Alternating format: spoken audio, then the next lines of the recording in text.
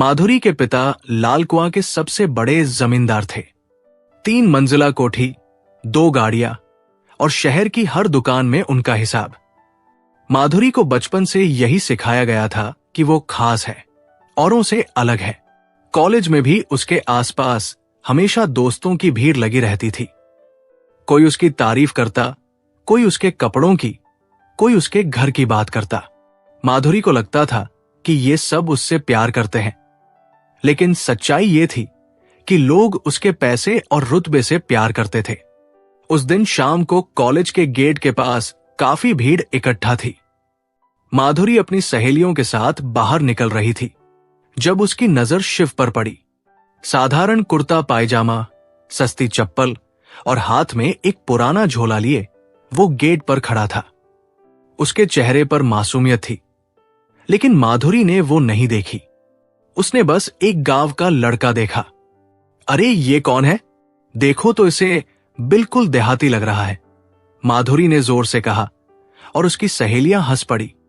शिव ने सिर उठाकर देखा। उसकी आंखों में कोई गुस्सा नहीं था, बस थोड़ी सी उदासी थी। मुझे माधुरी जी के पिताजी से मिलना है। मुझे बताया गया था कि वो यहां मिल जाएंगे। ओह, तो पापा से मिलना है, माधुरी ने नाक भौं सिकोड़ते हुए कहा। क्या काम है? कोई मजदूरी मांगने आए हो क्या? नहीं, मैं जमीन खरीदने की बात करने आया हूं, शिव ने सीधे शब्दों में कहा। माधुरी और उसकी सहेलियों की हंसी छूट गई। तुम जमीन खरीदोगे? माधुरी ने उसे ऊपर से नीचे तक घूरा। तुम्हारे पास इतने पैसे कहां से आएंगे? पापा की जमीन करोड़ों में जाती है।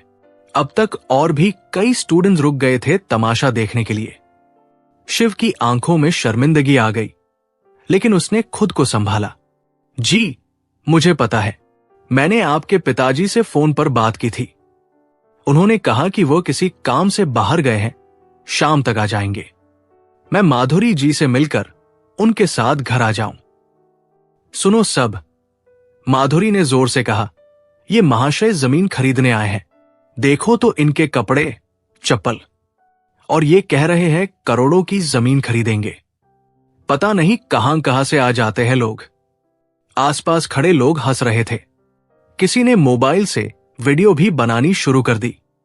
शिव का चेहरा लाल हो गया। मैं बस मिलना चाहता था। अरे भाई, हमारे यहां ऐसे थोड़ी मिला जाता है, माधुरी ने घमंड से कहा। पहले अपॉइंटमेंट लेना होता है, और वैसे भी तुम्हें देखकर तो लगता नहीं कि तुम्हारे पास इतने पैसे होंगे। जाओ, अपना काम करो जो भी करते हो। मैं खेती करता हूं, शिव ने धीमी आवाज में कहा। हां, दिख रहा है, माधुरी ने शिव का मजाक बनाते हुए कहा। किसान हो तो किसानी करो, जमीन खरीदने का सपना मत देखो। पहले खुद के लिए ढंग के कपड़े खरीद लो।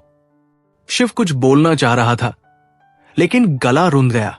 उसने बस सिर झुकाया और वहां से चल दिया। उसकी झुके हुए कंधे और भारी कदम साफ बता रहे थे कि उसे कितना बुरा लगा। माधुरी और उसकी सहेलियां देर तक हंसती रही। अरे वाह माधुरी, तूने तो आज उसकी बोलती बंद कर दी, एक सहेली ने कहा। इन गांव वालों को अपनी औकात पता होनी चाहिए, माधुरी ने कंधे उचकाते हुए कहा। शाम को घर पहुंची तो माधुरी ने वो वीडियो अपने व्हाट्सएप स्टेटस पर लगा दिया। कैप्शन लिखा, आजकल हर कोई अमीर बनने का सपना देख रहा है। सबने हंसते हुए इमोजी भेजी। उसे लगा वो कितनी स्मार्ट है, लेकिन 2 दिन बाद उसके पिता ने उसे बुलाया। उनका चेहरा गुस्से से लाल था। तूने शिव के साथ क्या किया? माधुरी चौंक गई। कौन शिव? वो लड़का जो कॉलेज गेट पर तुझसे मिला था। तूने उसका मजाक उड़ाया, उसे नीचा दिखाया। पापा, वो तो एक साधारण सा गांव का लड़का था। साधारण? उसके पिता ने जोर से कहा। तुझे पता है वो कौन है? उसने पिछले 8 सालों में अपने गांव की 100 एकड़ बंजर जमीन को जैविक खेती से हरा भरा बना दिया। आज उसके खेत से निकलने वाली फसल पूरे उत्तराखंड में बिकती है। बड़े बड़े होटल उससे सब्जियां और फल खरीदते हैं। वो 800 करोड़ का मालिक है। माधुरी के होश उड़ गए। लेकिन उसके कपड़े, उसके माता पिता उसके बचपन में ही गुजर गए थे। उसने अपने बूढ़े दादा दादी को पाला, पढ़ाई छोड़कर खेतों में काम किया। आज वो अपने गांव के 50 परिवारों को रोजगार देता है। उसकी सादगी उसकी कमजोरी नहीं, उसकी ताकत है। पापा, मुझे नहीं पता था। पता होना चाहिए था। वो मुझसे 15 एकड़ जमीन खरीदना चाहता था, लेकिन तेरे व्यवहार के बाद उसने मना कर दिया। उसने कहा, मुझे ऐसे लोगों से कोई लेना देना नहीं जो इंसान को उसके कपड़ों से आंकते हैं। माधुरी के मन में पछतावा नहीं, गुस्सा था। इतना पैसा है तो ढंग के कपड़े पहनकर क्यों नहीं आया? जानबूझकर मुझे बेवकूफ बनाया उसने, वो बार बार सोचती रही। सुबह उसने अपनी सहेली प्रिया को फोन किया। सुन, मुझे उस शिव को सबक सिखाना है, चल मेरे साथ उसके गांव। माधुरी ने कहा, लेकिन क्यों? तेरे पापा तो वैसे ही नाराज है। प्रिया ने समझाने की कोशिश की। मुझे परवाह नहीं, उसने मुझे पूरे कॉलेज में बेइज्जत करवाया। अब मैं उसे उसके गांव में सबके सामने दिखाऊंगी कि वो कितना बड़ा दिखावा कर रहा है। किसान है तो किसान की तरह रहे, अमीरी का नाटक क्यों? दोपहर को माधुरी, प्रिया और 2 और सहेलियां कार लेकर शिव के गांव पहुंची। गांव छोटा था, कच्ची सड़कें थी। उन्होंने गांव वालों से पूछा तो पता चला शिव अपने खेत में है। खेत तक पहुंचने के लिए एक संकरा रास्ता था। माधुरी ऊंची हील की सैंडल पहने थी, चलने में परेशानी हो रही थी। देखो तो कितना पिछड़ा हुआ गांव है, और ये कहता था जमीन खरीदेगा। माधुरी ने कहा। खेत में शिव अपने मजदूरों के साथ काम कर रहा था। वही साधारण कुर्ताब जामा, मिट्टी से सने हाथ। माधुरी ने जोर से आवाज लगाई, अरे शिव जी, याद है हम कॉलेज गेट पर मिले थे? शिव ने पलटकर देखा। उसकी आंखों में कोई खुशी नहीं थी, नहीं कोई गुस्सा। उसने कुछ नहीं कहा और वापस अपने काम में लग गया। क्या बात है, इग्नोर कर रहे हो? माधुरी ने तंज भरे लहजे में कहा, पापा तो कह रहे थे तुम बहुत बड़े किसान हो। दिख तो नहीं रहा कुछ खास। शिव ने फिर भी कोई जवाब नहीं दिया। वो चुपचाप अपना काम करता रहा। माधुरी को उसका ये व्यवहार और भी ज्यादा गुस्सा दिला रहा था। अरे सुनते नहीं क्या? या अब इतने बड़े हो गए हो कि हमारी बात का जवाब देना जरूरी नहीं लगता? माधुरी ने और करीब जाते हुए कहा। प्रिया ने उसे रोकने की कोशिश की। माधुरी, चल यहां से, ये जगह ठीक नहीं लग रही। क्या हो गया, डर गई क्या? माधुरी हंसी। देख, इसके खेत कितने छोटे हैं, और पापा कह रहे थे करोड़ों की कमाई है। झूठ लगता है सब। वो खेत के किनारे किनारे चलते हुए आगे बढ़ रही थी। वहां एक पुराना कुआं था जिसे झाड़ियों ने ढक रखा था। माधुरी पीछे मुड़कर अपनी सहेलियों से बात कर रही थी और ध्यान नहीं दे रही थी। अचानक उसका पैर फिसला। माधुरी की चीख निकली। उसके हाथ हवा में लहराए। कुछ पकड़ने की कोशिश की, लेकिन कुछ नहीं मिला।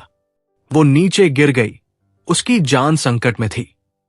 उसी पल शिव ने मुड़कर देखा। 1 सेकंड की भी देरी किए बिना वो दौड़ा और कुएं में कूद गया। उसने झपटकर माधुरी का हाथ पकड़ लिया।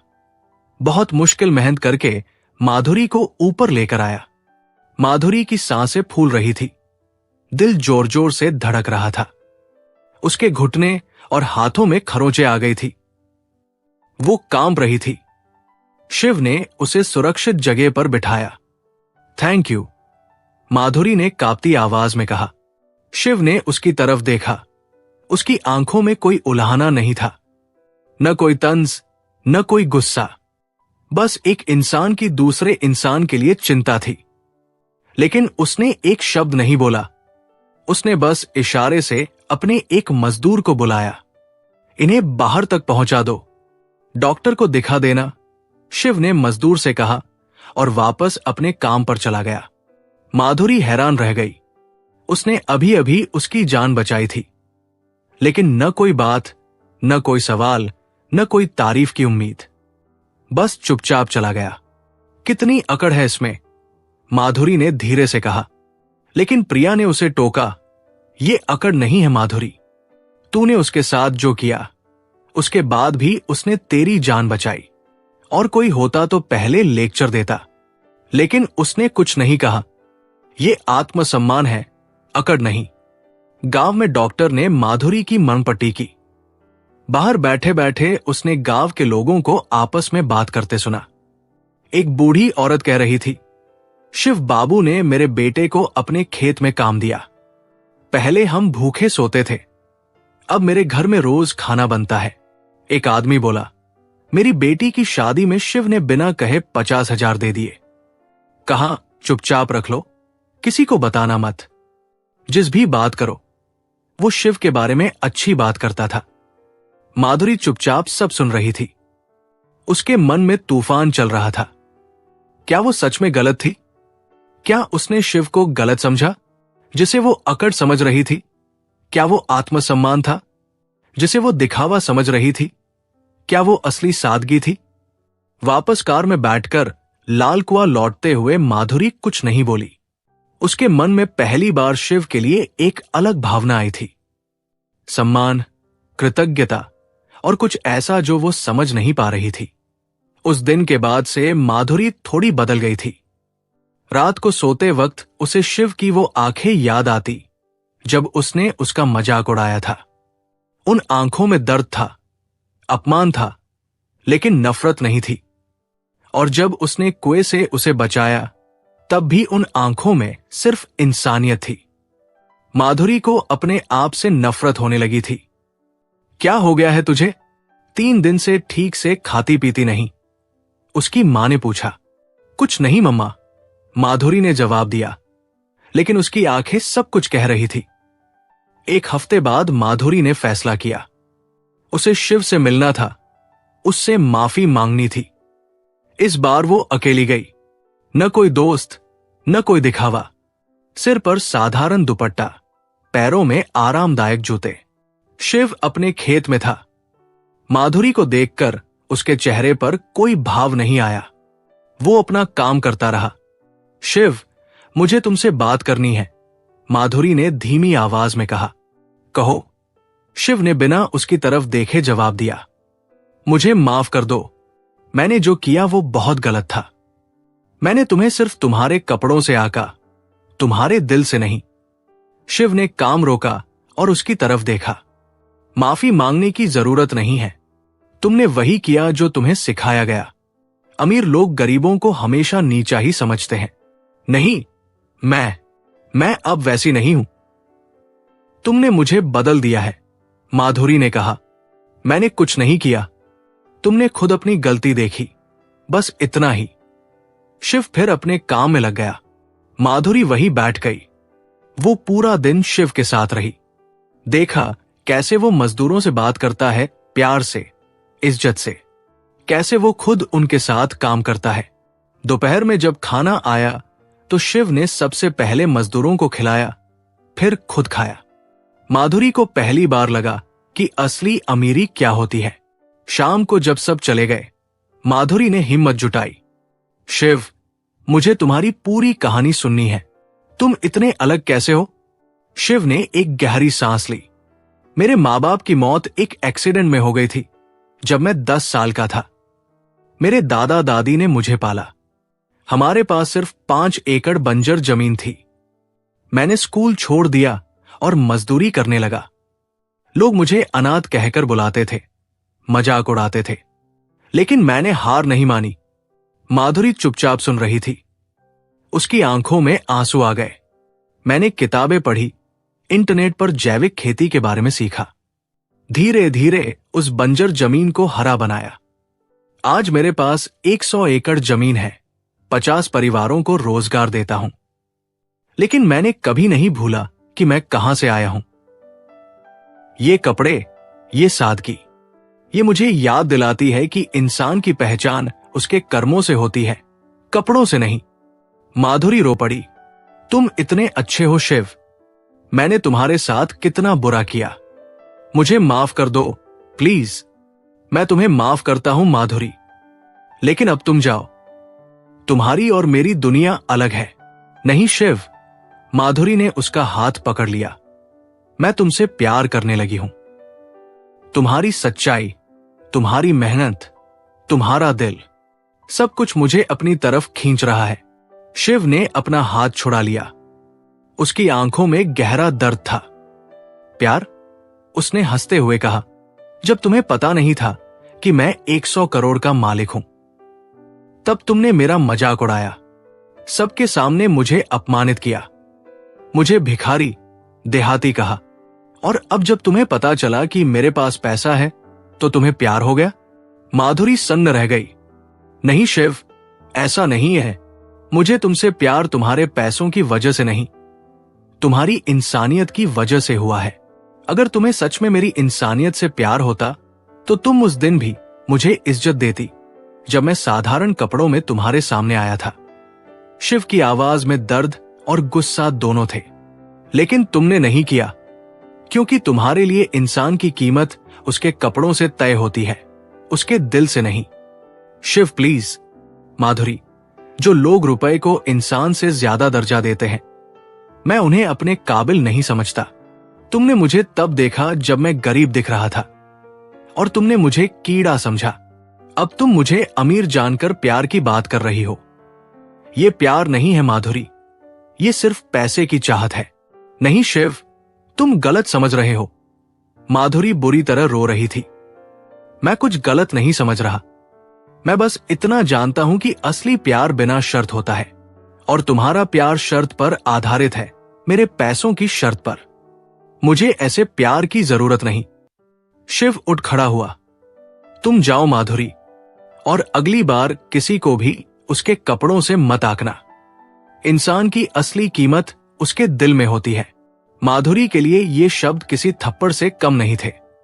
उसे समझ आ गया था कि शिव ने जो भी कमाया है अपनी मेहनत और सच्चाई से कमाया है, और वो आज तक अपने पापा के कमाए हुए पैसों के घमंड में जी रही थी। माधुरी वही जमीन पर बैठी रोती रही। उसने सब कुछ खो दिया था, एक सच्चे इंसान को, सच्चे प्यार को। उसके घमंड ने उससे वो छीन लिया जो शायद उसकी किस्मत में था।